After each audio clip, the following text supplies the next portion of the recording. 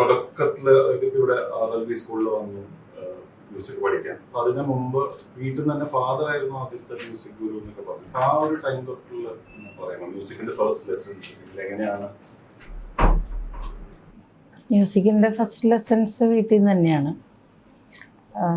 അപ്പച്ചനും അമ്മച്ചിയും പാടാൻ കഴിവുള്ള ആൾക്കാരായിരുന്നു.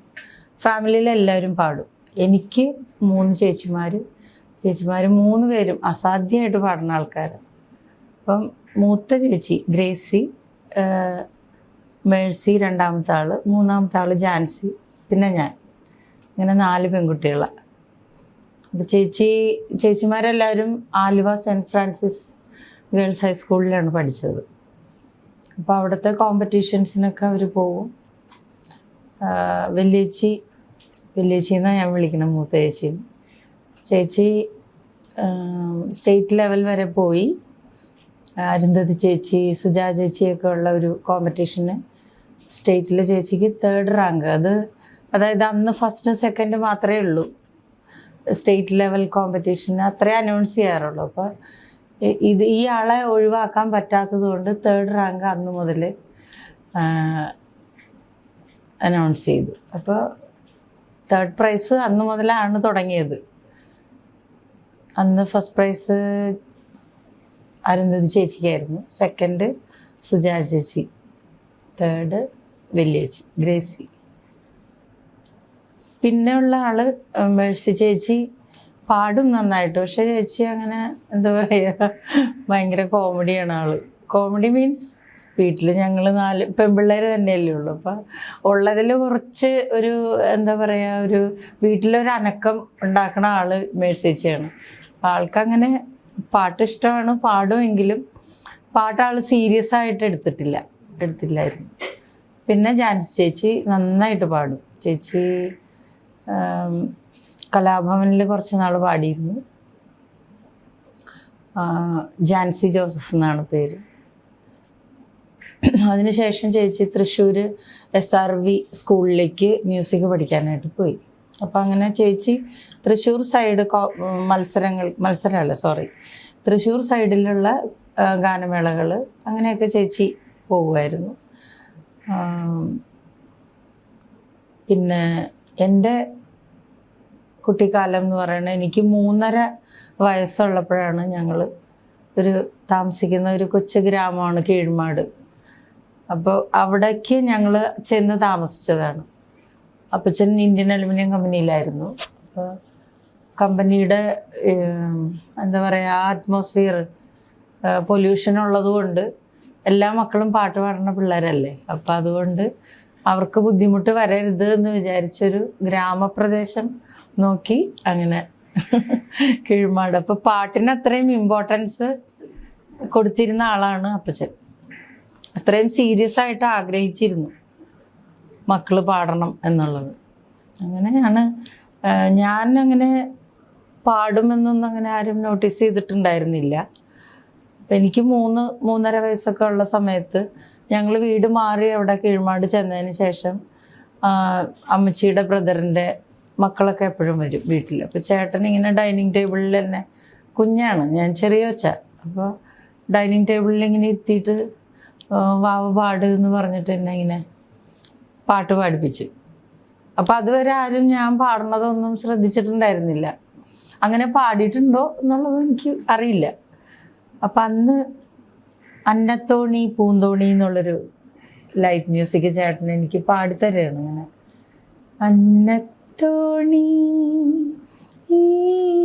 അപ്പം ഞാനത് റിപ്പീറ്റ് ചെയ്തപ്പോൾ എന്ത് പാടിത്തന്നാലും പാടുന്നത് കണ്ടപ്പോൾ ആൾക്ക് ഭയങ്കര ഒരു അത്ഭുതം പോലെ, കുഞ്ഞുമാവ പാട്ട് പാടണമെന്ന് പറഞ്ഞിട്ട് എന്നെ എടുത്തുകൊണ്ട് ഓടി നടന്നെന്നാണ് പറഞ്ഞു കേട്ടിട്ടുള്ളത്.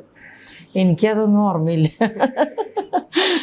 അതാണ് എൻ്റെ പാട്ട് പാടും എന്നുള്ളൊരു തുടക്കം അവിടെ നിന്നാണ്.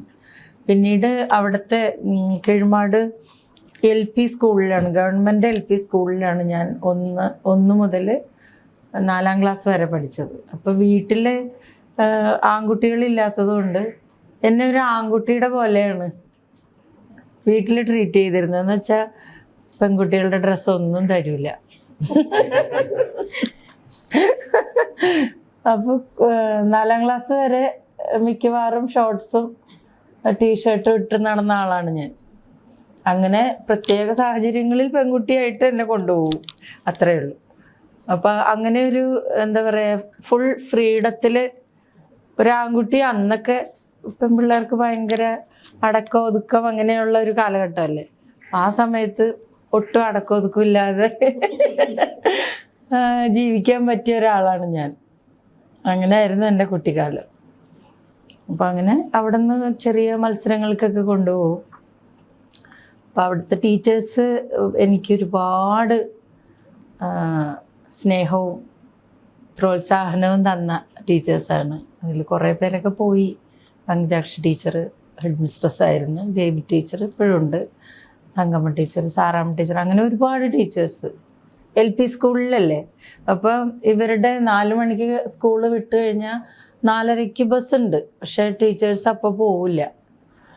എൻ്റെ പാട്ട് കേൾക്കാനായിട്ട് 1 മണിക്കൂർ തരും. അങ്ങനെ ആ ഓഫീസ് റൂമിലിരുന്ന് ഞാൻ എനിക്കറിയാവുന്ന പാട്ടുകളൊക്കെ പാടും.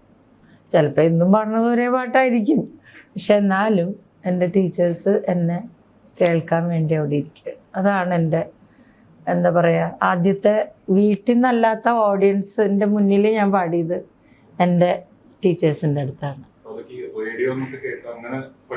ആണ്. അന്നത്തെ കാലത്ത് ടേപ്പ് റെക്കോർഡർ ഇല്ല വീട്ടിൽ. റേഡിയോ ഉണ്ട് എന്ന് വെച്ചാൽ പാട്ടിനെ അത്രയും ഇഷ്ടപ്പെടുന്ന ആളാണല്ലോ അപ്പച്ചൻ. അപ്പോൾ റേഡിയോയിൽ വരുന്ന റേഡിയോ നാടകങ്ങളാണ്. ആകാശവാണി ഭയങ്കര എന്താ പറയുക, ആകാശവാണി കേൾക്കാതെ ഒരു ദിവസം പോലും ഇല്ലാത്തൊരു കണ്ടീഷനാണ് അന്നൊക്കെ. ഇപ്പോൾ റേഡിയോ ഉണ്ട്, പക്ഷേ കറണ്ട് ഇല്ല വീട്ടിൽ. ഇതൊക്കെ ബാറ്ററിയിലാണ്. അതെ, ബാറ്ററി ഇട്ടിട്ടുള്ള റേഡിയോ ആണ്. അപ്പോൾ അമ്മച്ചി ആദ്യം പഠിച്ചെടുക്കും, പിന്നെ ചേച്ചിമാരുണ്ടല്ലോ, അപ്പോൾ അവർ പാട്ട് എഴുതുന്നത് തന്നെ ഭയങ്കര രസമാണ്. റിവൈൻഡ് ചെയ്യാൻ പറ്റൂലല്ലോ റേഡിയോ. അപ്പോൾ 3 പേരും ബുക്കും കൊണ്ടിരിക്കും. ഒരു വരി ഒരാളെഴുതും, അടുത്ത വരി ഒരാളെഴുതും. അങ്ങനെ അപ്പോൾ പാട്ടിനെ അത്രയും എൻ്റെ കുടുംബം സ്നേഹിച്ചിരുന്നു. അതിനോട് അത്രയും ആഗ്രഹം ഉണ്ടായിരുന്നൊരു ഫാമിലിയാണ്. ആണ്. അയ്യോ, എനിക്ക് എങ്ങനെ ഇഷ്ടം വന്നെന്ന് ചോദിച്ചാൽ സത്യം പറഞ്ഞാൽ എനിക്ക് അറിഞ്ഞൂടാ. ഞാൻ പാട്ടിൻ്റെ അന്തരീക്ഷത്തിലാണല്ലോ വീട്ടിൽ. എവിടെ തിരിഞ്ഞാലും പാട്ടാണ്. ഇപ്പം എൻ്റെ വീടിൻ്റെ 4 ഭാഗവും മുറ്റമുണ്ട്. അപ്പം 3ാമത്തെ ചേച്ചിയാണ് മുറ്റം അടിക്കാൻ ഇറങ്ങണ ആള്. അപ്പോൾ ചേച്ചിക്ക് ഭയങ്കര സ്ലോ ആയിട്ടുള്ള പാട്ടൊക്കെ ചൂസ് ചെയ്ത് ചേച്ചി തന്നെ മുറ്റടിക്കാൻ. അതാണല്ലോ സുഖം, സ്ലോയിലുള്ള പാട്ടുകൾ പാടി മുറ്റടിക്കും. അപ്പോൾ കുറേ നേരം മുറ്റടിക്കാം. കുറേ മുറ്റമുണ്ട്. അങ്ങനെ ഒരു ഇത്. അപ്പം അപ്പച്ചനൊരു നിർബന്ധം ഉണ്ടായിരുന്നു, 4 സൈഡിൽ നിന്നും 4 പാട്ടുകൾ കേട്ട ഒരു സുഖം ഉണ്ടാവില്ലല്ലോ. അപ്പൊ പറയും, ആരെങ്കിലും ഒരു പാട്ട് തുടങ്ങിയാൽ ആ പാട്ട് തന്നെ പാടി എല്ലാവരും തീർക്കണം. അങ്ങനെയൊക്കെ, അതൊക്കെയായിരുന്നു ഞങ്ങളുടെ ചെറിയ സന്തോഷങ്ങളും പാട്ടിൻ്റെ കൂട്ടും. എന്താ പറയുക, അതൊരു വല്ലാത്തൊരു കാലഘട്ടമായിരുന്നു. അങ്ങനെയാണ് ഞാൻ പാട്ടിലായത്. പോയിട്ടില്ല എന്ന് പറഞ്ഞാൽ നുണയാവും. ഞങ്ങളുടെ എൻ്റെ ചെറിയ കുട്ടിക്കാലത്തുള്ള സന്ദർഭങ്ങളിലൊക്കെ ഞങ്ങളുടെ ഗ്രാമത്തിൽ ആരും ഇല്ല പാട്ട് പഠിപ്പിക്കാൻ പറ്റിയവർ. അങ്ങനെ ഒരു സംഗീതത്തോട് കൂടുതൽ അറിവുള്ള ആരും തന്നെ അവിടെ ഉണ്ടായിരുന്നില്ല. ഉണ്ടായിരുന്നത് ആലുവയിലാണ്. അവിടെ ഒരു വിജയമാഷ് ഉണ്ടായിരുന്നു. വിജയമാഷിൻ്റെ മോനിപ്പോൾ അനിരുദ്ധിൻ്റെ മെയിൻ പ്രോഗ്രാമറൊക്കെയാണ്. അപ്പോൾ വിജയമാഷ് ടാസ് ഹാൾ അറിയാമോ? ആലുവ ടാസ്. അപ്പോൾ അവിടെ 6 മണിക്ക്, വെളുപ്പിന് 6 മണിക്ക് ക്ലാസ് ഉണ്ട്. പക്ഷേ ഞങ്ങൾക്ക് അന്നൊക്കെ കീഴ്മാട് ബസ് വളരെ ചുരുക്കം സമയങ്ങളിലേ ഉള്ളൂ. ചെറിയൊരു ഗ്രാമമല്ലോ, ഒരുപാട് യാത്രക്കാരൊന്നും ഇല്ലല്ലോ. അപ്പോൾ ആ ഒരു പർട്ടിക്കുലർ ടൈം കഴിഞ്ഞു കഴിഞ്ഞാൽ തിരക്കില്ല ബസ്സിൽ. അപ്പോൾ അതുകൊണ്ട് ഞങ്ങളുടെ ആ ഒരു സ്കൂൾ ടൈമിൻ്റെ മുമ്പ് പോയി പാട്ട് പഠിച്ചിട്ട് പിന്നെ സ്കൂൾ അറ്റൻഡ് ചെയ്യാന്നൊക്കെ പറഞ്ഞാൽ ഭയങ്കര ബുദ്ധിമുട്ടായിരുന്നു. ആ ടൈമിങ് ഞങ്ങൾക്ക് അഡ്ജസ്റ്റ് ചെയ്യാൻ ഭയങ്കര ബുദ്ധിമുട്ടായിരുന്നു. അപ്പം അതുകൊണ്ട് തന്നെ ചെറുതിലേ മുതൽ ചേച്ചിമാരും പഠിച്ചിട്ടില്ല, ഞാനും പഠിച്ചിട്ടില്ല ശാസ്ത്രീയ സംഗീതം. വീട്ടിൽ ഇങ്ങനെ റേഡിയോയിൽ കേൾക്കുമ്പോൾ പാട്ടുകൾ സൂക്ഷ്മമായിട്ട് വളരെ ശ്രദ്ധിച്ച് അമ്മച്ചിയും ചേച്ചിമാരും പഠിക്കും. അന്നൊക്കെ ഇത്ര അധികം പാട്ടുകൾ ഒന്നിച്ചിറങ്ങലില്ലല്ലോ. ഒരു കാലഘട്ടത്തിൽ ഒരു പാട്ട് ഒരു മാക്സിമം ഒരു 10 പാട്ടൊന്ന് വയ്ക്കും. അപ്പോൾ ആ 10 പാട്ടുകളും ഇങ്ങനെ വന്നുകൊണ്ടിരിക്കുക, എപ്പോഴും റേഡിയോയിൽ ഡെയിലി ഉണ്ടാവും. അപ്പോൾ ആ പാട്ടുകൾ അതും ഒരു സുഖമാണല്ലോ, നമുക്ക് എന്നും ആ പാട്ട് കേൾക്കാൻ പഠിക്കാമെന്നുള്ളത്. അപ്പോൾ അത് പുതിയ പാട്ടുകൾ വരുമ്പോൾ ചേച്ചിമാരിങ്ങനെ 3 ബുക്ക് ഇരിക്കും, എഴുതും. ഞാൻ ആ പരിസരത്തൊന്നും ഉണ്ടാവില്ല. അപ്പോൾ ഇവർ പാടണതൊക്കെ കേട്ട് ഞാനിങ്ങനെ ഫീഡ് ചെയ്ത് വെച്ചിട്ടുണ്ട്. അത് ഞാൻ തന്നെ അറിയണില്ല. അപ്പം ഏതെങ്കിലും അവസരത്തിൽ ആരെങ്കിലും വാവ ഒന്ന് പാടുമോ എന്ന് ചോദിച്ചാൽ അപ്പം ഞാൻ പാടും. അതായിരുന്നു എൻ്റെ പാട്ടിൻ്റെ. അതായത് നമുക്ക് അത്ര ഒരു സീരിയസ് ആയിട്ട് ചേച്ചിമാരൊക്കെ ആഗ്രഹത്തോടെ, ഞാനും എൻ്റെ 3ാമത്തെ ചേച്ചിയും തമ്മിൽ 5 വയസ്സിൻ്റെ ഡിഫറൻസ് ഉണ്ട്. അപ്പം അത്രയും ഒരു ഗ്യാപ്പ് ഉണ്ടല്ലോ. അപ്പം അവർ സീരിയസ് ആയിട്ട് ചിന്തിക്കുന്ന പോലെ ഞാൻ ചിന്തിക്കാറില്ല, ചിന്തിച്ചിട്ടുമില്ല പാട്ടിനെ കുറിച്ച്. പിന്നെ എല്ലാം ഇങ്ങനെ ആക്സിഡൻ്റലി വന്ന് കിട്ടിയ ഭാഗ്യങ്ങളാണ്. ആ പാടും. അപ്പച്ചൻ്റെ വീട്ടിലെല്ലാവരും പാടും. അപ്പച്ചൻ ബുൾബുളില്ലേ, ബുൾബുൾ വായിക്കും, ഹാർമോണിയം വായിക്കും, തബല വായിക്കും, ഓട്ടംതുള്ളൽ കളിക്കും. മൂക്കന്നൂര്, അങ്കമാലി. അപ്പച്ചൻ ചെറുപ്പം മുതലേ എറണാകുളത്തായിരുന്നു. കുറച്ച് നാൾ നമ്മുടെ എറണാകുളം ബിഷപ്പ് ഹൗസിലാണ്. ഒരു 12 വയസ്സ് മുതൽ അപ്പച്ചൻ ബിഷപ്പിൻ്റെ കൂടെ ആയിരുന്നു കുറേ നാളുകൾ. പിന്നെ അതിന് ശേഷം UC കോളേജിൽ ഒരു സ്പോർട്സിൻ്റെ ഡിപ്പാർട്ട്മെൻറ്റിൽ അപ്പച്ചനൊരു ജോലി കിട്ടി. അങ്ങനെ കുറേ നാൾ UC കോളേജിൽ വർക്ക് ചെയ്തു. അതിനുശേഷം ഇന്ത്യൻ അലുമിനിയം കമ്പനിയിൽ ജോലി കിട്ടി, പാക്കിംഗ് സെക്ഷനിൽ. അങ്ങനെ എൻ്റെ കൂടെ പാട്ടിന് ഇറങ്ങുന്നത് വരെ അപ്പച്ചൻ അവിടെ തന്നെയായിരുന്നു. നമ്മളെല്ലാവരും എപ്പോഴും സീരിയസ്. അവര് സീരിയസ് ആണ്, ഞാനല്ല.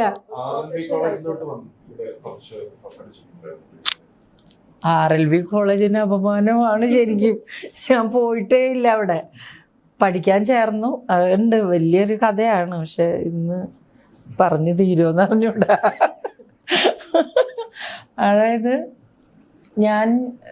എനിക്കൊരു 10 വയസ്സ് ഉള്ള സമയം. അപ്പം അവിടെ എൻ്റെ മൂത്ത സിസ്റ്ററുടെ, എൻ്റെ വലിയേച്ചിയുടെ ഫ്രണ്ട് ഒരു കുഞ്ഞുമേരി ചേച്ചിയുണ്ട്. ചേച്ചി ഡാൻസ് നന്നായിട്ട് ചെയ്യും. അപ്പോൾ കുഞ്ഞുമേരി ചേച്ചി ഡാൻസ് ടീച്ചറാണ്. പല കോൺവെൻറ്റുകളിലും ചേച്ചി ഡാൻസ് പഠിപ്പിക്കാൻ പോകും. ആ, എന്താ പേര്? സിത്താര. ഒച്ചു മുടിക്കല്ലിലെ സിത്താരാണ് ഇത്.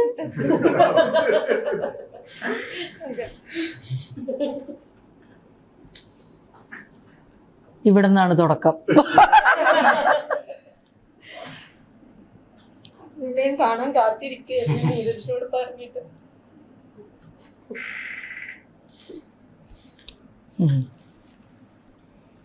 അന്ന് ഞാൻ ചെറുതാ, വളരെ 5ാം ക്ലാസ്സിൽ പഠിക്കുന്ന പ്രായം. അപ്പൊ ചേച്ചിക്ക് ഇവരുടെ ഡാൻസിന് പാടാൻ ആരുമില്ല. ഉണ്ടായിരുന്ന ആൾക്ക് എന്തോ അസൗകര്യം വന്നിട്ട് സാറിന് വരാൻ പറ്റിയില്ല. അപ്പൊ അവരൊക്കെ വലിയ മ്യൂസിക് ടീച്ചേഴ്സൊക്കെയാണ് ഡാൻസിന് പാടുന്നത്. അപ്പൊ ചേച്ചിക്ക് ഭയങ്കര വിഷമായി. ആരെങ്കിലും പാടണ്ടേ, കോമ്പറ്റീഷൻ. എപ്പോഴും ഫസ്റ്റ് പ്രൈസ് അവർക്കൊക്കെ അല്ലേ, ഓർമ്മയുണ്ടല്ലേ അതൊക്കെ. ശോ, ഭയങ്കര ചേച്ചിക്ക് വിളിക്കണം ചെന്ന് ഞാൻ പറയാം. അപ്പൊ ചേച്ചി വീട്ടിൽ വന്നിട്ട് അപ്പച്ചൻ്റെ അടുത്ത് വിഷമം പറയണ, എനിക്ക് ഡാൻസ് കോമ്പറ്റീഷന് പാടാനായിട്ട് ആരെയും കിട്ടിയിട്ടില്ല അപ്പച്ച. അപ്പം ഞാനവിടെ ഇങ്ങനെ കളിച്ച് കിടക്കുന്നുണ്ട്. അപ്പം മിനിമോളെ ഇന്ന് വിടുമോ അപ്പച്ചൻ ഡാൻസിന് പാടാം. അപ്പം അപ്പച്ചിക്ക് ഒരു സംശയം, എന്നെ കൊണ്ടുപോയിട്ട് എന്ത് ചെയ്യാനാ, കൊച്ചല്ലേ, അങ്ങനെ സീരിയസ് ആയിട്ട് അങ്ങനെയൊന്നും പാടി ശീലമില്ലല്ലോ. അപ്പം അപ്പച്ചി മനമില്ല മനസ്സോടെ എന്നെ ചേച്ചിയുടെ കൂടെ വിട്ടു. മുടിക്കൽ സ്കൂളായിരുന്നു, സ്കൂൾ ക്യൂൻ മേരീസ്. അങ്ങനെ ഞാൻ ചേച്ചിയുടെ കൂടെ പോയി പാട്ടൊക്കെ പഠിച്ചു. എല്ലാ ഡാൻസിനും ഫസ്റ്റായിരുന്നു എന്ന് തോന്നുന്നു. കാലടിയിലോ അവിടെ ഏതോ സ്ഥലത്തായിരുന്നു, പെരുമ്പാവൂർ ആ സൈഡ്. അപ്പോൾ അവിടെ പല സ്കൂൾസിൽ നിന്നും ആൾക്കാർ വരും. ആരൊക്കെ മറ്റുള്ളവർക്കൊക്കെ വലിയ വലിയ സിംഗേഴ്സാണ്, വലിയ സാറന്മാരൊക്കെയാണ് ഡാൻസിന് പാടുന്നത്. അപ്പം ഞാൻ ഇവരുടെ ഡാൻസിന് ഇവരെല്ലാം ചെറുതും ഞാൻ. അപ്പം ഞാൻ പാടി കഴിഞ്ഞപ്പോൾ പുതിയൊരു ശബ്ദം കേട്ടതിൻ്റെ ആ ഒരു ഇഷ്ടത്തിൽ അവിടെ ഉണ്ടായിരുന്ന കുറേ പേര് വന്ന് എന്നോട് മോള് നന്നായിട്ട് പാടി എന്നൊക്കെ പറഞ്ഞു. പിന്നെ ചേച്ചിയുടെ അടുത്ത് ഞാൻ ആരാന്നൊക്കെ ചോദിച്ചറിഞ്ഞു. അപ്പം അന്ന് ഞങ്ങളുടെ ഈ ഡാൻസിൻ്റെ കൂടെ ഓർക്കസ്ട്ര ഉണ്ടല്ലോ, ഹാർമോണിയം, പിന്നെ കോങ്കോ ഡ്രംസ് അറിയാമോ? 3 എണ്ണമുള്ള. അപ്പം അത് വായിക്കാനൊരു ഷാജി ചേട്ടനുണ്ടായിരുന്നു. ആ ചേട്ടൻ എൻ്റെ അഡ്രസ്സ് വാങ്ങി കുറേ നാൾ കഴിഞ്ഞപ്പോൾ വീട്ടിൽ വന്നിട്ട് പറഞ്ഞു, ഞങ്ങൾക്ക് പെരുമ്പാവൂർ ഇങ്ങനെ ഒരു ഫാസ് ഓഡിറ്റോറിയത്തിൽ, ഫാസ് അല്ലേ ഓഡിറ്റോറിയത്തിലൊരു പ്രോഗ്രാമുണ്ട്, അപ്പോൾ മിനിമോളെ വിടാമോ എന്ന് ചോദിച്ചു. അപ്പം ഞാൻ അതുവരെ ഗാനമേളയ്ക്കൊന്നും പാടിയിട്ടില്ല എന്ന് പറയാൻ പറ്റില്ല. അപ്പച്ചൻ്റെ കമ്പനിയിൽ IAC അവിടെ എല്ലാ വാർഷികത്തിനും എന്തെങ്കിലും ഓർക്കസ്ട്രയൊക്കെ ഉണ്ട്. അപ്പം അന്ന് അവിടുത്തെ വലിയ ഉദ്യോഗസ്ഥരൊക്കെ വിളിച്ചുകൊണ്ട് PG എബ്രഹാം സാറ് അവരൊക്കെ വലിയ ഓർക്കസ്ട്രയാണ് അവിടെ കൊണ്ടുവരിക. എറണാകുളത്തുള്ള കലാഭവൻ അല്ലെങ്കിൽ CAC അങ്ങനെയുള്ള ഓർക്കസ്ട്രേനെ വിളിച്ചിട്ട് ഇവിടുത്തെ സ്റ്റാഫിൻ്റെയും ലേബേഴ്സിൻ്റെയും മക്കളെ കൊണ്ട് പാടിക്കും. അങ്ങനെ അപ്പം അങ്ങനെ 2 പ്രാവശ്യം ഞാൻ പാടിയിട്ടുണ്ട് അപ്പച്ചൻ്റെ കമ്പനിയിൽ. അതാണ് ആദ്യത്തെ ഗാനമേളകൾ. പിന്നീടാണ് ഈ സംഭവമൊക്കെ നടക്കുന്നത്. അപ്പോൾ അവിടെ ഷാജി ചേട്ടൻ്റെ കൂടെ ഞങ്ങൾ അപ്പച്ചനെ എന്നെ കൊണ്ടുപോയി. ഒരുപാട് പാട്ടുണ്ടായിരുന്നു പാടാൻ, കുറച്ച് പാട്ടൊന്നുമല്ല, 10-12 പാട്ടൊക്കെ അന്ന് പഠിച്ച് പാടി. പ്രോഗ്രാം നല്ല സക്സസ് ആയിരുന്നു. പിന്നെ അവിടെ നിന്ന് അങ്ങോട്ട് കേട്ടറിഞ്ഞ, അന്നൊക്കെ അങ്ങനെയാണല്ലോ, മീഡിയാസ് ഒന്നുമില്ലല്ലോ. അപ്പോൾ ഈ കാണാൻ വന്നിരിക്കുന്നവരിലും കലാകാരന്മാരുണ്ടാവുമല്ലോ. അപ്പോൾ അവർക്കൊരാഗ്രഹം, ഞങ്ങൾക്കൊരു ഗ്രൂപ്പ് തുടങ്ങിയാലോ എന്നങ്ങനെ തോന്നി. അങ്ങനെ ഓരോ ഗ്രൂപ്പുകളുണ്ടായി. അങ്ങനെ പല സ്ഥലങ്ങളിലും എനിക്ക് ഗാനമേള പാടാനുള്ള അവസരമുണ്ടായി. അതിനിടയ്ക്കാണ് ശ്രീ ചക്ര നൃത്തവിഹാർ എന്ന് പറഞ്ഞിട്ട് ഒരു ബാലെ ട്രൂപ്പ് തൃപ്പൂണിത്തുറ, അതൊരു RLV ഗോപിനാഥ് സാറും നളിനി ചേച്ചി, ഹസ്ബൻഡ് വൈഫ്. അപ്പോൾ അവരുടെ ഗ്രൂപ്പാണത്. അവിടെ നിന്ന് എന്നെ ബാലയിൽ പാടാൻ വിടുമോ എന്ന് ചോദിച്ചിട്ട് പല പ്രാവശ്യം അവിടെ നിന്ന് ആൾ വന്നു. അപ്പോൾ അപ്പച്ചൻ ബാലെ എന്ന് പറയണത് നമുക്ക് ഗാനമേളയ്ക്ക് പാടണ പോലെ അല്ല, കുറച്ചും കൂടി മുതിർന്ന ആൾക്കാരാണ് അതൊക്കെ കൈകാര്യം ചെയ്യുക. കുഞ്ഞു പിള്ളേരൊന്നും ബാലയിൽ പാടി ആരും കണ്ടിട്ടുമില്ല. അപ്പം അപ്പച്ചന് അതിൻ്റെ ആ ഒരു ഗൗരവം അറിയാം. അപ്പം അപ്പച്ചൻ പറഞ്ഞത് ബാലയ്ക്കൊക്കെ പാടാനുള്ള ആളില്ല, ഇത് കുഞ്ഞല്ലേ, അപ്പം അതുകൊണ്ട് അത് വേണ്ടാന്ന് പല പ്രാവശ്യം മടക്കി വിട്ടു. അവർ പോകും, പിന്നെ വേറെ ആളെ വിടും. അങ്ങനെ പല ആൾക്കാരെ വിട്ട് അവസാനം പറഞ്ഞ്, മോളുടെ പാട്ട് എൻ്റെ പാട്ട് എവിടെയോ കേട്ടിട്ടുണ്ട്, അപ്പം എന്നെ ഒന്ന് കാണാനായിട്ട് ഒന്ന് കൊണ്ടു ചെല്ലുമോ എന്ന് ചോദിച്ചിട്ട് അവസാനം വന്ന ആൾ നിർബന്ധിച്ചിട്ട് എന്നെ അപ്പച്ചനൊരു ദിവസം തൃപ്പൂണിത്തുറ കൊണ്ടുപോയി. അപ്പം അവിടെ ചെന്നു. അപ്പം അവർ എന്നെ കാത്തിരിക്കുകയാണെന്ന് നമുക്ക് ആ അന്തരീക്ഷം കാണുമ്പോൾ അറിയാം. ആ ബാലയിലുള്ള എല്ലാവരും അവിടെ ഉണ്ട്. പിന്നെ മ്യൂസിക് ഡയറക്ടറുണ്ട്, ഒരു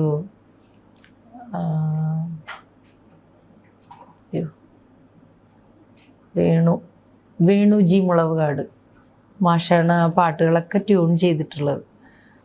അപ്പോൾ ഞാൻ ചെന്നിരുന്നു, എല്ലാവരും കണ്ടു, പരിചയപ്പെട്ടു. കൊച്ചല്ലേ, അപ്പോൾ എല്ലാവരും ഭയങ്കര വാത്സല്യത്തോടു കൂടിയാണ് എന്നോട് സംസാരിക്കണതുമൊക്കെ. അപ്പം മാഷൻ്റെ അടുത്ത് പറഞ്ഞു മോൾ ഇവിടെ വന്നിരുന്ന്. അപ്പോൾ ഹാർമോണിയം വെച്ച് വേണു മാഷ് അവിടെ ഇരിക്കുന്നുണ്ട്. അപ്പോൾ ഗോപി മാഷ് എന്നെ സാറിൻ്റെ അടുത്ത് കൊണ്ടു നിർത്തിയിട്ട് ഒരു പാട്ടൊന്ന് പറഞ്ഞു കൊടുക്കുമെന്ന് പറഞ്ഞു. അങ്ങനെ എനിക്ക് അതും ബാലയുടെ സോങ്സ് എന്നൊക്കെ പറയണത് പ്യുവർ ക്ലാസിക്കൽ ബേസ്ഡ് പാട്ടുകളാണ്. അപ്പോൾ ഈ മാഷ് എനിക്ക് പാട്ട് പറഞ്ഞു തന്നു. പഠിപ്പിച്ചത് ഞാൻ പാടി ആ ഫുൾ പാട്ടും പഠിച്ചു. 2-3 പ്രാവശ്യം അത് റിപ്പീറ്റ് ചെയ്തു.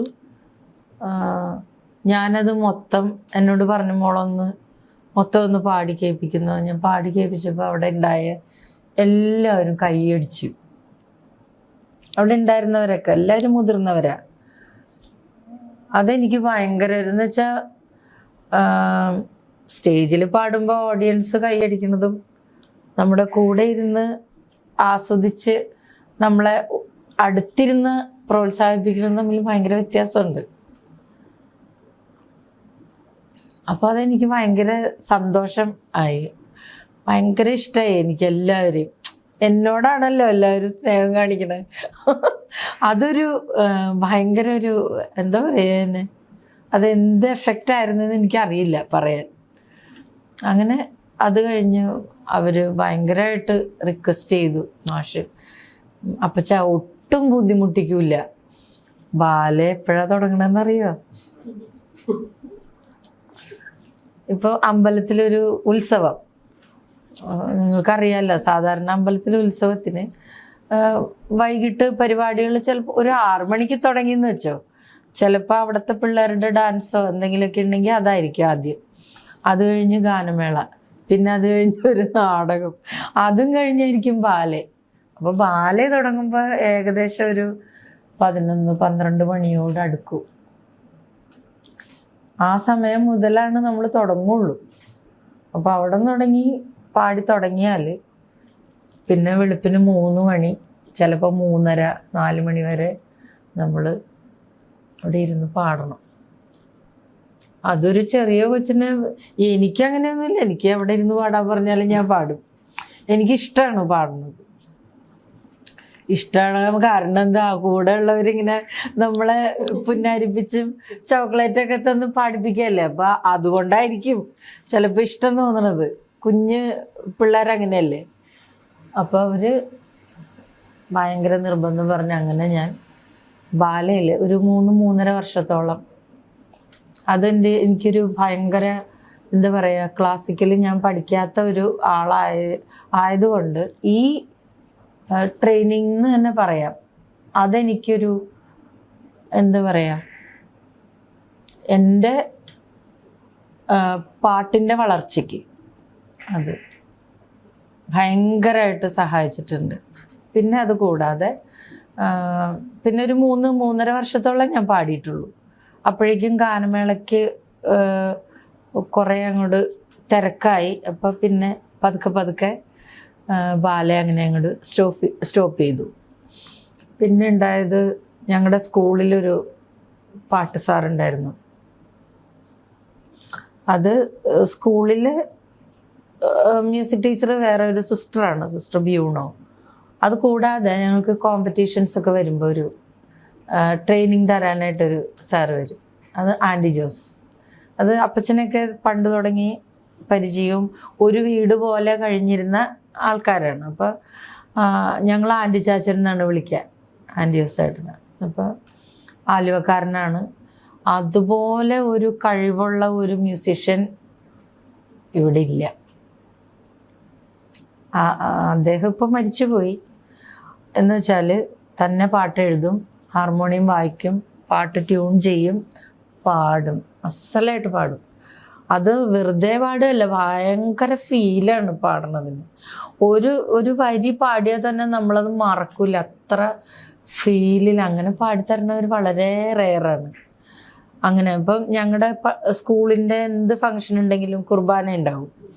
സിസ്റ്റേഴ്സിൻ്റെ ഫീസ്റ്റ് അല്ലെങ്കിൽ ആനുവൽ ഡേ, എന്തെങ്കിലും സ്പെഷ്യൽ ഡേയ്സിലൊക്കെ ഞങ്ങൾക്ക് അവിടെ പള്ളിയുണ്ട്, പള്ളിയിൽ കുർബാന ഉണ്ടാവും. അപ്പോൾ ഈ കുർബാനയ്ക്ക് വേണ്ടിയിട്ട് ഈ ആൻറ്റി ചാച്ചൻ പാട്ടുകൾ എഴുതും. ഞങ്ങളുടെ ഫ്രണ്ടിൽ തന്നെ ഇരുന്ന് ഇപ്പോൾ ഇങ്ങനെ ഇരുന്ന് എഴുതും, പാട്ട് എഴുതും. ആ 4 വരി എഴുതിയിട്ട് അത് ട്യൂൺ ചെയ്യും. അപ്പം തന്നെ ഞങ്ങളെ പഠിപ്പിക്കും, എന്നെയും ചേച്ചിമാരെ പഠിപ്പിക്കും. അപ്പം ഞങ്ങൾ അത് പഠിക്കും. അടുത്ത 4 വരി എഴുതും, ട്യൂൺ ചെയ്യും, പഠിപ്പിക്കും. ഇത് ഞങ്ങൾക്ക് ഡെയിലി എന്ന് പറഞ്ഞ പോലെ അങ്ങനെ ഒരു പ്രാക്ടീസ് ഇപ്പുറത്തെ സൈഡിലുണ്ട്. അപ്പം അതും എൻ്റെ പാട്ടിനെ ഒരുപാട് ഇമ്പ്രൂവ് ചെയ്യാൻ സഹായിച്ച കാര്യങ്ങളാണ് അതൊക്കെ. ഇതൊക്കെയാണ് ഞാൻ പഠിച്ചത്. അല്ലാതെ ഒരു ശാസ്ത്രീയ സംഗീതം, ഒരു കീർത്തനം പാടാൻ പറഞ്ഞാൽ എനിക്കറിയില്ല. ഒരു വർണ്ണം പാടാൻ പറഞ്ഞാൽ ഞാനിപ്പോഴും ഇൻ്റർവ്യൂവിന് RLV ശരിക്കും എല്ലാവരും ഇൻ്റർവ്യൂ അറ്റൻഡ് ചെയ്യണമെങ്കിൽ വർണ്ണം വരെ പഠിക്കണം, എങ്കിലേ അവിടെ അഡ്മിഷൻ കിട്ടുള്ളൂ. അതും വൃത്തിയായിട്ട് പാടാൻ വേണം. അത് മാത്രമേ ഞാൻ പഠിച്ചിട്ടുള്ളൂ. അതെന്നെ പഠിപ്പിച്ചത് എൻ്റെ ചേച്ചി, എൻ്റെ ജാൻ ചേച്ചിയാണ്. അപ്പോൾ അത്രയൊക്കെ അറിവേ എനിക്കുള്ളൂ ക്ലാസിക്കൽ മ്യൂസിക്കിനെ കുറിച്ച്. അതുകൊണ്ടാണ് ഞാൻ പറഞ്ഞത് RLVയിൽ ഞാൻ ക്ലാസ്സുകൾക്ക് ഒരു മാസത്തിൽ 1-2 ക്ലാസ്സിൽ പോയാൽ എന്ത് പഠിക്കാനാ? ഒന്നും പഠിക്കാൻ പറ്റില്ല. ആ സമയത്തൊക്കെ ഭയങ്കര ബിസിയാണ്, ഗാനമേളയും. അപ്പോൾ 10th കഴിഞ്ഞ് സ്റ്റേറ്റ് ലെവൽ ചോദ്യങ്ങൾ ചോദിക്കേണ്ടി വരണില്ല അല്ലേ? ചോദിച്ചു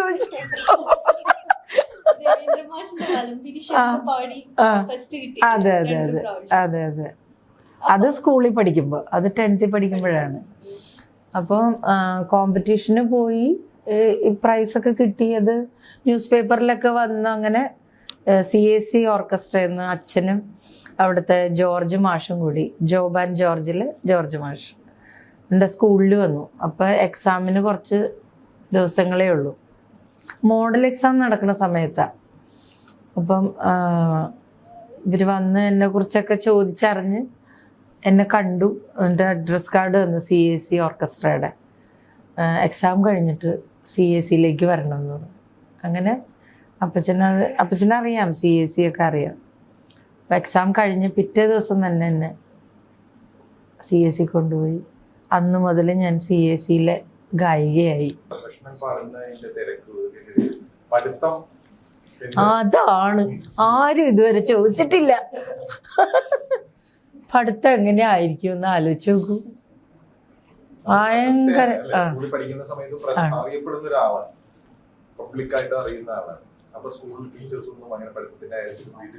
ടീച്ചേഴ്സ് ഒന്നും എന്നെ ഒട്ടും ശല്യം ചെയ്യാറില്ല. അത്രയും എന്നെ പ്രോത്സാഹിപ്പിച്ചിട്ടുള്ള ആൾക്കാരാണ്. അപ്പോൾ സത്യം പറഞ്ഞാൽ ഞാനൊന്നും പഠിച്ചിട്ടില്ല എന്ന് തന്നെ പറയാം. എങ്ങനെയൊക്കെയോ പാസ്സായി പോരും. എങ്ങനെയാണ് ഞാൻ പാസ്സാകണമെന്ന് പോലും എനിക്കറിയില്ല. എന്നുവെച്ചാൽ ഒരു മാസത്തിൽ സ്കൂളിൽ പഠിക്കുമ്പോഴൊക്കെ ഗാനമേളയ്ക്കാണെങ്കിൽ നമുക്ക് ഉച്ച കഴിഞ്ഞിട്ട് പോയാൽ മതിയില്ല. ക്ലാസ് കഴിഞ്ഞിട്ട് അടുത്ത പ്രദേശത്തൊക്കെ ആണെങ്കിൽ 4 മണിക്ക് സ്കൂൾ വിട്ട് അതിന് ശേഷം നമ്മൾ ആ സ്ഥലത്തേക്ക് എത്തിയാൽ മതി. ദൂരേക്കൊക്കെ വരുമ്പോൾ കുറേ ആബ്സെൻ്റ് ആവും, കുറേ അങ്ങനെ ക്ലാസ് മുടങ്ങിപ്പോയിട്ടുണ്ട്. അപ്പോൾ എൻ്റെ കൂടെ പഠിച്ചിരുന്ന എൻ്റെ ഫ്രണ്ട്സ് നോട്ട്സ് എഴുതി തരും.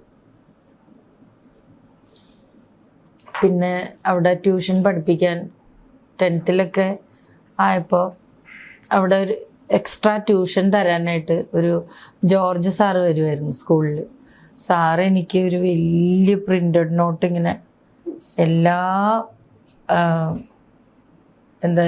സബ്ജക്റ്റും സാറിങ്ങനെ പ്രിൻ്റഡ് നോട്ട് എടുത്ത്, അന്നൊന്നും ആരും അങ്ങനെയൊന്നും ചെയ്യൂല. സാറതൊക്കെ എടുത്ത് എനിക്ക് കൊണ്ടുവന്ന്, എനിക്കിത് പഠിക്കുന്നത് തുറക്കുമ്പോൾ തന്നെ ഉറക്കാൻ പറ്റും. എനിക്കിത് പഠിക്കാനേ പറ്റാറില്ല. അപ്പം ഞാൻ എന്ത് ചെയ്തു, ഞാൻ പേര് പറയണില്ല, എനിക്ക് ഏറ്റവും അടുപ്പമുള്ളൊരു നന്നായിട്ട് പഠിക്കണ ഒരു കൊച്ചിന് ഞാനത് ഗിഫ്റ്റ് ചെയ്തു. എനിക്കത് പഠിക്കാൻ പറ്റാറില്ല. പിന്നെ ഞാൻ എങ്ങനെയൊക്കെയോ 10th ക്ലാസ് പാസ്സായി. അതിനും വേറൊരു കഥയുണ്ട്, ചിരിക്കുക.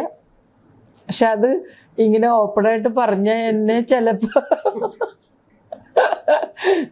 എൻ്റെ വീട്ടുകാർ തല്ലിക്കൊല്ലും. എന്തിനാ അതൊക്കെ പറഞ്ഞെന്ന് ചോദിക്കും. ഞാൻ 10th എക്സാം എഴുതി. അപ്പോൾ ആ വർഷമാണ് എനിക്ക് വലംപിരി ശങ്കിൽ പാടിയിട്ട് ഫസ്റ്റ് പ്രൈസ് കിട്ടണത്. അപ്പോൾ ഗ്രേസ് മാർക്ക് എന്ന് പറഞ്ഞൊരു സംഗതി ഉണ്ടല്ലോ, ഇല്ലേ? ആ, അപ്പം ഞാൻ പരീക്ഷയൊക്കെ എഴുതി. അപ്പോൾ സാറിനറിയാം ഞാൻ ഒരുവിധം കുഴപ്പമില്ലാണ്ട് പഠിക്കും, എക്സാം പാസ്സാകും എന്നുള്ളൊരു ധൈര്യം സാറിനുണ്ടായിരുന്നു. അപ്പോൾ സാറ് ആ ധൈര്യത്തിലിരിക്കുകയാണ്. എനിക്ക് വലിയ ധൈര്യമൊന്നും ഉണ്ടായില്ല. റിസൾട്ട് വന്നപ്പോൾ എൻ്റെ നമ്പറില്ല, ഞാൻ തോറ്റു. അപ്പോൾ റിസൾട്ട് നോക്കാനായിട്ട് വേറൊരു സ്ഥലത്തൊക്കെ പോകണ്ടേ, അപ്പച്ചനാണ് പോയത്. തിരിച്ചു വന്നപ്പോൾ എനിക്ക് ഞാൻ തോറ്റെന്നൊന്നും ഞാൻ അറിഞ്ഞിട്ടില്ല. എനിക്ക് നല്ല ഭംഗിയുള്ളൊരു വാച്ച് മേടിച്ചിട്ടാണ് വരുന്നത് അപ്പച്ചൻ. അപ്പം മിനിമോളെ എന്ന് പറഞ്ഞ് വിളിക്കും ആ റോഡിൻ്റെ അറ്റത്ത് വരുമ്പോൾ. അപ്പം ഞാൻ എന്തോന്ന് ഇവിടുന്ന് വിളി കേൾക്കണം. അപ്പം അപ്പച്ചൻ ഭയങ്കര സന്തോഷത്തിലാണ് വിളിക്കുന്നത്. അപ്പം ഞാൻ പാസ്സായിട്ടുണ്ടാവും എന്ന് വിചാരിച്ച്. അപ്പച്ചൻ വന്ന് എന്നെ കെട്ടിപ്പിടിച്ച് ഉമ്മൊക്കെ തന്നിട്ട് അകത്ത് വന്നിട്ട് എന്നെ, എന്നാ മോനൊരു ഗിഫ്റ്റ് ഉണ്ട് എന്ന് പറഞ്ഞ് തന്നു. നല്ല ഗോൾഡൻ കളറിലെ ചെയിനൊക്കെ ഇട്ട നല്ലൊരു വാച്ച്. എനിക്ക് സന്തോഷമായി, ഞാൻ ജയിച്ചല്ല. അപ്പം ഇത് തന്നിട്ട് പറഞ്ഞു കെട്ടാൻ പറഞ്ഞ് കെട്ടിയത് കാണിച്ചു കൊടുത്തു. എന്നിട്ട് എന്നെ ഇങ്ങനെ ചേർത്ത് പിടിച്ചിട്ട് പറഞ്ഞു, മോൻ്റെ നമ്പർ അതിൽ കണ്ടില്ല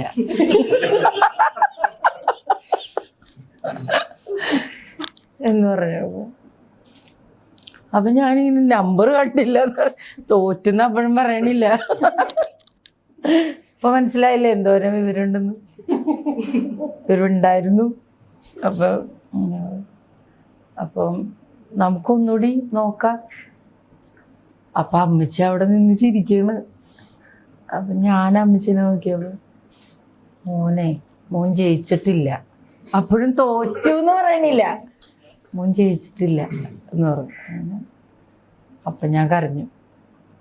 ഞാൻ കഷ്ടപ്പെട്ടത് എനിക്കല്ലേ അറിയുള്ളൂ. ഉറക്കം നിന്ന് ഇതൊക്കെ പഠിക്കണ്ടേ, എങ്ങനെയെങ്കിലുമൊക്കെ എക്സാം എഴുതിയിട്ടുണ്ടെന്നുള്ളൊരു സാറിന് ഭയങ്കര സങ്കടമായത്. രണ്ടാമത് പേപ്പർ എടുപ്പിച്ചു, അങ്ങനെ റീവാലുവേഷൻ ചെയ്തു, ഞാൻ പാസ്സായി. അതാണ് എൻ്റെ SSLC കഥ. ഇതുവരെ ആരും ചോദിച്ചിട്ടില്ല. എല്ലാവർക്കും ഞാൻ പാട്ടുകാരിയായിട്ട് കാണാനാണ് ഇഷ്ടം. എനിക്ക് ആ ചോദ്യം ഭയങ്കര ഇഷ്ടമായി. വരുമാനം കിട്ടി തുടങ്ങി അല്ലെ, പ്രൊഫഷണൽ. അതപ്പോ അങ്ങനെ കുട്ടിക്കാലവും ഈ ജീവിതവും ബാധിച്ചിരുന്നു, ഇമ്പാക്ട് ഉണ്ടായിരുന്നു? അത് വീട്ടുകാർ അത് വളരെ സേഫ് ആയിട്ട് ഹാൻഡിൽ ചെയ്തു?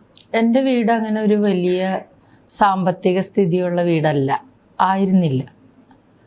അപ്പോൾ അപ്പച്ചൻ ജോലി ചെയ്ത് കിട്ടുന്ന പൈസ കൊണ്ട് അപ്പച്ചൻ്റെ വീട്ടിൽ നിന്ന് ഒരു ഷെയർ പോലും വാങ്ങിയിട്ടില്ല. സ്വന്തമായിട്ട് സമ്പാദിച്ച പൈസ കൊണ്ട് ഉണ്ടാക്കിയ വീട്ടിലാണ് അമ്മച്ചിയും ഞങ്ങളും താമസിച്ചിരുന്നത്. അപ്പോൾ ഈ വരുമാനം എനിക്ക് കിട്ടണത് ഞാനതൊന്നും ശ്രദ്ധിക്കാറൊന്നുമില്ല. അപ്പച്ചനാണ് അതെല്ലാം സൂക്ഷിക്കണതും. അപ്പച്ചൻ ഞാൻ 10th അപ്പച്ചൻ റിട്ടയർ ചെയ്തു. അപ്പോൾ എനിക്ക് ഭയങ്കര എന്താ പറയുക, ഒരു ദിവസം പോലും ഒഴിവില്ലാത്ത, അന്നൊക്കെ ഡയറി ഇന്ന് ഡേറ്റ് ഇട്ടിട്ടുള്ള ഡയറി കിട്ടും അല്ലേ, അന്ന് അത് വളരെ, എൻ്റെ ആ കാലത്ത് ഞാൻ ഡേറ്റ് ഇട്ട ഡയറി ഞാൻ കണ്ടിട്ടില്ല. ഡയറി എനിക്ക് മേടിച്ച് തരും, പക്ഷെ ഞാൻ എന്നിട്ട് ജനുവരി, ഫെബ്രുവരി, മാർച്ച്, ഏപ്രിൽ, ഡിസംബർ വരെ മാസങ്ങൾ എഴുതിയിട്ട് ഡേറ്റ് എഴുതി വയ്ക്കും. അതൊന്ന് തുറന്നു നോക്കിയ 32-ാം തീയതി ഉണ്ടെങ്കിൽ അന്നും എനിക്ക് പ്രോഗ്രാം ഉണ്ടായേനെ. അതുപോലെയായിരുന്നു അന്നത്തെ തിരക്ക്.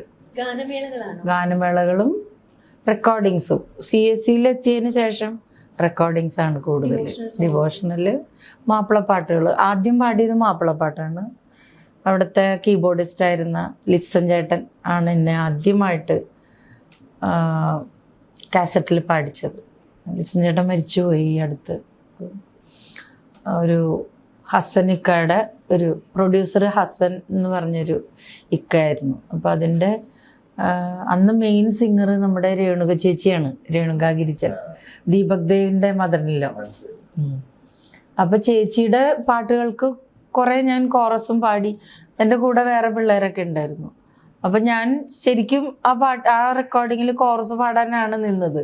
പക്ഷേ ഞാൻ പാടുന്നത് കണ്ട് ഇഷ്ടപ്പെട്ടിട്ടാണോ അതോ എൻ്റെ വോയിസ് ചെക്ക് ചെയ്യാനാണോ അതൊന്നും എനിക്കറിയില്ല. ലാസ്റ്റ് പാട്ട് എനിക്ക് എന്നെ കൊണ്ട് പാടിപ്പിച്ചു, മെയിൻ സിംഗറായിട്ട്, ലാസ്റ്റ് ഒരു സോങ്. അപ്പം അങ്ങനെ ആ പാട്ട് പാടി. പിന്നെ ആ ആഴ്ചയിൽ വരുന്ന റെക്കോർഡിങ്സിലെല്ലാം എനിക്കൊരു എങ്ങനെയായാലും എനിക്കൊരു അവസരം ഉണ്ടാവും. പിന്നെ അങ്ങനെ CAC അന്ന് ഇപ്പോൾ ഉള്ള പോലെ എറണാകുളത്ത് അത്രയും സ്റ്റുഡിയോസ് ഇല്ല.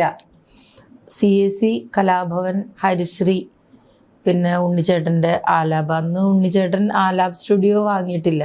ശ്രീരാഗം എന്ന് പറഞ്ഞിട്ട് രാമുചേട്ടൻ്റെ സ്റ്റുഡിയോ ആണ്. അങ്ങനെയാണ് ആ സ്റ്റുഡിയോ അറിയപ്പെട്ടിരുന്നത്, രവിപുരത്ത്. സൗണ്ട് എഞ്ചിനീയർ രാമുചേട്ടൻ മരിച്ചുപോയി.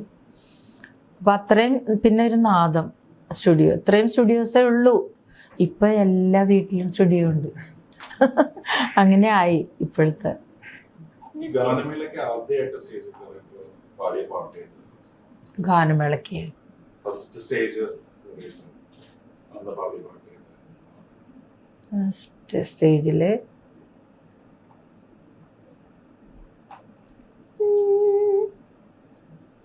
ദ്വാരകേ ദ്വാരകേ അല്ല, അത് കോമ്പറ്റീഷന് പാടിയതാണ്. ആദ്യമായിട്ട് ഗാനമേളയ്ക്ക് പാടിയത് തിരയും തീരവും ചുംബിച്ചുറങ്ങി, പാട്ട് വാണിയമ്മ പാടിയ പാട്ട്. അതായിരുന്നു ആദ്യത്തെ. അത് CAC ഓർക്കസ്ട്ര ആയിരുന്നു. വലിയ ഓർക്കസ്ട്രയിലാണ് ആദ്യമായിട്ട് പാടിയത്. സിനിമയിലേക്ക് എങ്ങനെ എത്തിയത്? ആ യാത്ര എങ്ങനെയായിരുന്നു? സിനിമയിലേക്ക് എത്തിയത് യാദൃശ്ചികമായിട്ടാണ്. അതും ഇതുപോലെ CAC സ്റ്റുഡിയോയിൽ രാജാമണി സാറിൻ്റെ അച്ഛൻ ചിദംബരനാഥ് സാറും ഒരു ചിത്രചേച്ചിക്ക് വേണ്ടി 10 പാട്ടുകൾ, നമ്മുടെ ദാസേട്ടൻ്റെ ബ്രദർ ആന്റൺ ചേട്ടനായിരുന്നു എൻ്റെ പ്രൊഡ്യൂസർ. അതിൻ്റെ ട്രാക്ക് പാടാനായിട്ട് എന്നെയാണ് വിളിച്ചത്. അപ്പോൾ ആ 10 പാട്ടുകളും 2 ദിവസം കൊണ്ട് റെക്കോർഡ് ചെയ്തു. അപ്പോൾ 2ാമത്തെ ദിവസം സാറിൻ്റെ അടുത്ത് രാജാമണി സാറ് പറഞ്ഞു, മോള് തിരുവനന്തപുരത്ത് വന്ന് പാടാൻ പറ്റുമോ? എനിക്കൊരു സിനിമയുടെ വർക്കുണ്ട്, അപ്പോൾ ചിത്രയ്ക്ക് ട്രാക്ക് തന്നെയാണത് എന്ന് പറഞ്ഞപ്പോൾ എനിക്കറിയാം അപ്പച്ചന് അത്രയും ദിവസമൊക്കെ ഒരു 5 ദിവസമൊക്കെ വേണ്ടി വരും തിരുവനന്തപുരത്ത്, അങ്ങനെയൊക്കെ പറഞ്ഞു സാർ. അപ്പോൾ ഞാൻ അപ്പച്ചനോട് ചോദിക്കണം എന്ന് പറഞ്ഞു. അങ്ങനെ അപ്പച്ചൻ വന്നപ്പോൾ സാർ ചോദിച്ചപ്പോൾ അപ്പച്ചൻ ബുദ്ധിമുട്ടായിരിക്കും, 5 ദിവസമൊക്കെ ഇവിടുന്ന് മാറി നിൽക്കണമല്ലോ എന്ന് പറഞ്ഞു. അപ്പോൾ കൂടെ ഉണ്ടായിരുന്ന ആർട്ടിസ്റ്റുകൾ, നമ്മുടെ കവി ചിറ്റൂർ ഗോപിച്ചേട്ടൻ അന്ന് തബല വായിക്കും, ഗോപിച്ചേട്ടൻ, പിന്നെ PR മുരളിച്ചേട്ടൻ, ലിപ്സൻ ചേട്ടൻ, അങ്ങനെ കുറേ ആർട്ടിസ്റ്റുകൾ, കൃഷ്ണകുമാരേട്ടൻ, സിത്താർ, അവരൊക്കെ അപ്പച്ചനെ നിർബന്ധിച്ചു. അപ്പച്ച ഇത് സിനിമയുടെ വർക്കാണ്, ഇതുപോലെ കാസറ്റ് അല്ല, അപ്പം സിനിമയുടെ വർക്കായതുകൊണ്ട് നോ പറയണ്ട, എങ്ങനെയെങ്കിലും മിനിമോളെ കൊണ്ടുപോകണം തിരുവനന്തപുരത്ത് എന്ന് പറഞ്ഞു. അങ്ങനെ അവരുടെ എല്ലാവരുടെയും നിർബന്ധം കൊണ്ടാണ് ഞാൻ സത്യത്തിൽ ഈ സിനിമയ്ക്ക് വേണ്ടി ട്രാക്ക് പാടാൻ പോകണം. ട്രാക്ക് പാടി കഴിഞ്ഞു, ഇത് പല ഇൻ്റർവ്യൂസിലും വന്നിട്ടുള്ളതാണ്. ട്രാക്ക് പാടി കഴിഞ്ഞിട്ട് ഒരു വലിയ സന്തോഷം ട്രാക്ക് പാടാൻ ചെന്നപ്പോൾ ഉണ്ടായതെന്ന് പറഞ്ഞാൽ ഒരുപാട് മ്യൂസീഷ്യൻസ്, അതായത് നമ്മുടെ നാട്ടിലെ എല്ലാ ഗായകരെയും ഒന്നിച്ചൊരു സ്റ്റുഡിയോയിൽ കാണുക എന്നൊക്കെ പറഞ്ഞാൽ അത് വളരെ റെയറാണ്. അന്ന് ഞാൻ കണ്ടത് MG രാധാകൃഷ്ണൻ സാറ്, MG ശ്രീകുമാറേട്ടൻ, വേണുഗോപാലേട്ടൻ, ജഗന്നാഥൻ എന്ന് പറഞ്ഞ ജഗന്നാഥൻ, ചന്തുവിൻ്റെ അച്ഛൻ, പിന്നെ പട്ടണക്കാട് പുരുഷോത്തമൻ സാറ്, ഓമനക്കുട്ടി ടീച്ചർ, ഇത്രയും പാട്ടുകാർ തന്നെ അവിടെ ഉണ്ടായിരുന്നു. പിന്നെ അന്ന് ആ റെക്കോർഡിങ്ങിന് പ്ലേ ചെയ്യാൻ വന്നവരിൽ കുറേ പേര് ചെന്നൈയിൽ നിന്നുണ്ടായിരുന്നു. അതൊന്നും എനിക്കറിയില്ല. പക്ഷെ പിന്നീട് ഞാൻ അവരെയൊക്കെ ചെന്നൈയിൽ ചെന്നതിന് ശേഷം ഞാൻ കണ്ടു. അപ്പോൾ അവരാരായിരുന്നു എന്നൊന്നും എനിക്കറിയില്ലായിരുന്നു. ഈ ചെന്നൈയിലെത്തിയപ്പോഴാണ് ഞാൻ മനസ്സിലാക്കി, ഓ അവരായിരുന്നല്ലേ, അവരിവരായിരുന്നല്ലേ എന്നൊക്കെ തിരിച്ചറിഞ്ഞത് അപ്പോഴാണ്. ഞാൻ അവിടെ ഭക്ഷണം കഴിക്കാനും ടിഫിൻ കഴിക്കാനൊക്കെ ഇരിക്കുമ്പോൾ രാജമണി മാഷ് പറയും അവരൊക്കെ ചെന്നൈയിൽ നിന്ന് വന്ന മ്യൂസിഷ്യൻസ് ആണെന്നൊക്കെ ഇങ്ങനെ പറഞ്ഞു തന്നിട്ടുണ്ട്. അപ്പം അതൊക്കെ രാജാ സാറിൻ്റെ അടുത്തൊക്കെ അന്നേ പ്ലേ ചെയ്യുന്ന മ്യൂസിഷ്യൻസ് ആയിരുന്നു കുറേ പേരൊക്കെ. പിന്നെ ഇവിടെ നാട്ടിലുള്ള കുറേ പേരെ കണ്ടു. അപ്പോൾ അവരുടെയൊക്കെ ആ ഒരു ചെറിയൊരു ആദ്യത്തെ ഒരു എൻ്റെ ആദ്യത്തെ റെക്കോർഡിംഗ് ആണ് തരംഗിണിയിലെ. അപ്പം അവർക്കൊക്കെ ഭയങ്കര ഒരു സന്തോഷമായിരുന്നു ഞാൻ പാടുമ്പോഴൊക്കെ. ആ സന്തോഷമൊക്കെ അവർ വന്ന് പറയുകയും പ്രോത്സാഹിപ്പിക്കുകയൊക്കെ ചെയ്തായിരുന്നു. അപ്പോൾ 5 ദിവസമായി. 5-ാം ദിവസമാണ് ഫുൾ എല്ലാ പാട്ടുകളും ഇട്ട് കേട്ട് കഴിഞ്ഞപ്പോൾ രാജാമണി സാറും ഇവരെല്ലാവരും കൂടി ഡിസൈഡ് ചെയ്തത് ട്രാക്ക് ആക്കണ്ട, ഇത് തന്നെ സ്ട്രെയിറ്റ് ചെയ്യാം. അങ്ങനെ അപ്പച്ചനോട് പറഞ്ഞു. അങ്ങനെയാണ് ആദ്യത്തെ സിനിമ. അത് 18 വയസ്സ്. സ്വാഗതം. ചെറിയൊരു സമയത്തിനുള്ളിൽ തന്നെ ഏതാണ്ട് എല്ലാ സൗത്ത് ഇന്ത്യൻ ലാംഗ്വേജസിലും പാടാൻ പറ്റിയായിരുന്നല്ലോ. അതെങ്ങനെയായിരുന്നു? അതായത് ഈ കണ്ട് ഇഷ്ടപ്പെട്ട് വിളിച്ചെന്നുള്ളതാണോ അതോ താല്പര്യം ഉണ്ടായിരുന്നു? കണ്ട് ഇഷ്ടപ്പെട്ടതല്ല, കേട്ട് ഇഷ്ടപ്പെട്ടതാണ്. അത് താല്പര്യം ഉണ്ടായിരുന്നു മറ്റു ഭാഷകളിൽ പാടണം? മോനെ, ഞാൻ സത്യത്തില് പാടണം എന്ന് തന്നെ ചിന്തിച്ചിട്ടില്ലാത്ത ആളാണ്. ഞാൻ പറഞ്ഞില്ല, എല്ലാം എനിക്ക് ഇതെന്താണ് എന്ന് തിരിച്ചറിയുന്നതിന് മുൻപേ ഇപ്പൊ ഈ ഒരു ബുക്ക്, ഈ ബുക്കിൽ എനിക്കൊരു ബുക്ക് വേണം, ബുക്കിൽ എഴുതണം എന്ന് ഞാൻ ആഗ്രഹിച്ചിട്ടൊരു ബുക്ക് കിട്ടുമ്പോൾ നമുക്ക് ഭയങ്കര സന്തോഷമായിരിക്കും. അതിൻ്റെ വാല്യൂ നമുക്ക് മനസ്സിലാവും. ഈ ബുക്കിനെ കുറിച്ചേ അറിയാത്ത ഒരാൾക്ക് ബുക്ക് കണ്ടിട്ടുമില്ല, ബുക്ക് എന്താണെന്നറിയില്ല, അങ്ങനെ ഒരാൾക്ക് ഒരു ബുക്ക് കിട്ടി എങ്ങനെ ഉണ്ടാവും? അതിലെഴുതാൻ പറ്റുമെന്നറിയില്ല, അതിൽ പേജസ് ഉണ്ടെന്നറിയില്ല, അതിൽ ഞാൻ എഴുതാം, ഇതൊന്നും എനിക്കറിയില്ല. അതായിരുന്നു ഞാൻ. ഒന്നും അറിയില്ല. പാട്ട് എങ്ങനെയൊക്കെയോ എന്നിലേക്ക് വന്നതാണ്. അത് ബ്ലഡിലുണ്ട് പാട്ട്. പക്ഷെ ആ പാട്ട് എൻ്റെ ജീവിതമാർഗമാകും, അല്ലെങ്കിൽ പാട്ടിലൂടെ ഞാൻ ജീവിക്കും, പാട്ടായിരിക്കും എൻ്റെ എന്താ പറയുക, എന്നെ അറിയപ്പെടാൻ. അതൊന്നും ചിന്തിക്കാനുള്ളൊരു ആ പക്വതയിലേക്ക് എത്തുന്നതിന് മുൻപേ ഈ ഭാഗ്യങ്ങളൊക്കെ എനിക്ക് വന്നു. അതാണ് എൻ്റെ ലൈഫ്. ഇതൊന്നും തിരിച്ചറിയത് പാട്ട് പാടിയാൽ ഫേമസ് ആകും, ഫേമസ് ആയാൽ ഇങ്ങനെയൊക്കെ ഉണ്ടാവും, ഇതൊന്നും അറിയാത്ത സമയത്ത് ഇതെല്ലാം അനുഭവിച്ചു. അതാണ് ഉണ്ടായത്.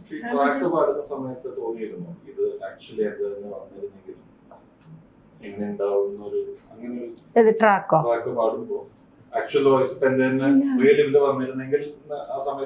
അത് വന്നിരുന്നെങ്കിൽ എന്ന് ആഗ്രഹിക്കണമെങ്കിൽ ഒരു അറിവ് വേണ്ടേ? ഇല്ലേ? ഒരു മിനിമം ഒരു അറിവ് വേണ്ടേ? ഇപ്പൊ ഞാൻ CSCയിലെ കാസറ്റുകൾ ഇങ്ങനെ പാടിക്കൂട്ടുന്നുണ്ട്. ഞാൻ ഈ കാസറ്റ് കേൾക്കുന്ന ആൾക്കാരെ ഞാൻ കാണുന്നില്ലല്ലോ. ഞാൻ കാണുന്നത് ആരെയാണ്? എൻ്റെ കൂടെയുള്ള മ്യൂസിഷ്യൻസിനെ മാത്രമേ ഞാൻ കാണുന്നുള്ളൂ. വർഷങ്ങളോളം ഓഡിയൻസിനെ കാണുന്നത് വേറൊരാൾ പാടിയ പാട്ട് ഞാൻ സ്റ്റേജിൽ നിന്ന് പാടുമ്പോൾ മാത്രമാണ് ഓഡിയൻസിനെ കാണുന്നത്. അപ്പം നമ്മൾ മറ്റൊരാൾ, അപ്പം അവരാണ് എപ്പോഴും ഗ്രേറ്റ്. ഇപ്പോഴും അങ്ങനെ തന്നെയാണ് എൻ്റെ മനസ്സിൽ. അവർ പാടിയ പാട്ട് ഞാൻ സ്റ്റേജിൽ പാടുമ്പോൾ എനിക്ക് കയ്യടി കിട്ടുന്നു. അതിൽ ഞാൻ വളരെയധികം സന്തോഷിച്ചിട്ടുണ്ട്. പക്ഷേ മറുഭാഗത്ത് നടക്കുന്ന അതിലും വലിയ കാര്യമാണെന്ന് ചിന്തിക്കാനുള്ള ബോധമില്ല, ആ ഒരു അറിവില്ല. കാരണം ഞാൻ പാടുന്ന പാട്ടുകൾ കാസറ്റുകൾ പലരും വാങ്ങും, ഇതൊക്കെ എല്ലാവരും കേൾക്കും. ശബ്ദം പോയതിനു ശേഷം ഹിറ്റായി കഴിഞ്ഞപ്പോൾ ആ തിരിച്ചറിവ് ഉണ്ടായിട്ടില്ല. ഇപ്പോഴും അറിയപ്പെടുന്ന ഗായികയായിരിക്കുമ്പോഴും ഇത് വെറുതെ പറയണതല്ല. ഞാനൊരു മാഗസിൻ വായിച്ചിട്ടില്ല, സിനിമ കാണാറില്ല. എവിടെ നേരം, സിനിമകളും കാണില്ല. എവിടെ എനിക്ക് സമയം അതിന്? സ്റ്റുഡിയോന്ന് ഇറങ്ങിയെങ്കിലല്ലേ ഒരു സിനിമയ്ക്ക് പോകാൻ പറ്റുള്ളൂ. അതുപോലും ഉണ്ടായിട്ടില്ല എനിക്ക്. വളരെ വിരലിലുണ്ടാവുന്ന ശങ്കരാഭരണം സിനിമ കണ്ടിട്ടുണ്ട്. അങ്ങനെ വളരെ ചുരുക്കം സിനിമകളെ ഞാൻ കണ്ടിട്ടുള്ളൂ. പ്രശസ്തി ഒരു രീതിയിലും ആ സമയത്ത് ബാധിച്ചിരുന്നില്ല. ഇല്ല, പുറത്ത് പബ്ലിക് ഫംഗ്ഷൻ ഇപ്പോഴും എന്നെ ബാധിച്ചിട്ടില്ല. ഇപ്പോഴും ബാധിച്ചിട്ടില്ല. ആ, തിരിച്ചറിഞ്ഞത് ശബ്ദം പോയതിന് ശേഷമാണ്. ഞാൻ ഇന്ന സ്ഥലത്തായിരുന്നു എന്നൊക്കെ.